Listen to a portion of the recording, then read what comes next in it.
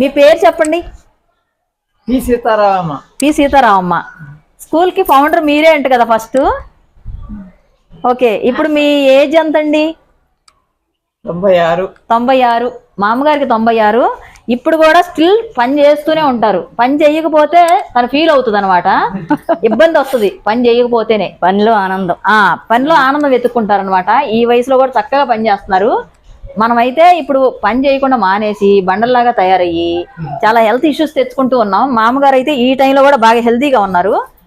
మనకి కళ్ళజోళ్ళు వస్తున్నాయి కానీ మామగారు అయితే అంతా బాగుంటుంది కదండి, ఆరోగ్యంగా బాగుంటుంది. మంచి అంతా ఆహారం దొరికేది. పేపర్ కూడా చదువుతారు. ఓకే, అది మార్నింగ్ విషయాలన్నీ తెలియాలి మీకు. 1 hour 2 hours ప్రపంచ వార్తలన్నీ తెలుసు, అన్ని తెలియాలి.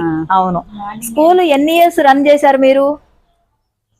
అంటే ఇక్కడ ఇది మేము టేకప్ చేసాము. తర్వాత అక్కడ మాకు రూరల్ స్కూల్ ఒకటి ఉంది. ఓకే, నూజివేడ్ పక్కనే. అక్కడ కూడా కొన్ని రోజులు ఉండి అక్కడ కూడా ఎస్టాబ్లిష్ చేశారు. కొన్ని సంవత్సరాలు.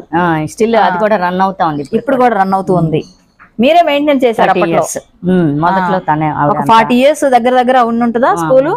ఇక్కడ 40 years, అక్కడ కూడా 30 years. 30 years. మామగారు మీరే చూసుకున్నారు స్కూలు.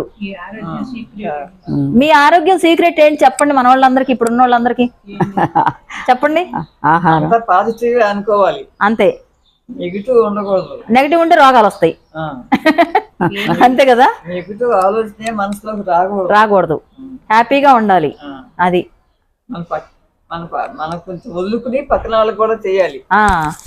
మనం మన స్వార్థం వదులుకుని పక్కన వాళ్ళకి చేయాలి. ఓకే, అది ఇంకా సొంత లాభము కొంత మానుకొని ఓకే పొరుగు వానికి తోడుపడబోయ్. అది మంచి మాట చెప్పారు. అలాగే గురజాడ గారు చెప్పారు మనకు ఆ విషయం.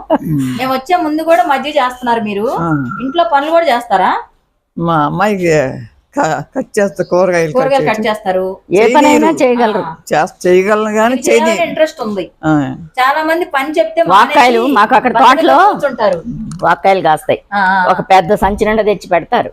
ఇక పొద్దున్నే అవి ఆరబెట్టగానే కూర్చుంటారు. అవన్నీ అయిపోయే వరకు కదిలే పని లేదు, అది కట్ చేసి పెట్టేస్తారు.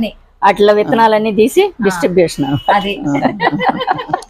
అదే చెప్తున్నారు కదా, అందరితో మనం పాజిటివ్ ఉంటేనే మనకి హెల్త్ బాగుంటది అని. అందరూ పంచి అందరూ బాగా తినాలి అని మీ కోరిక.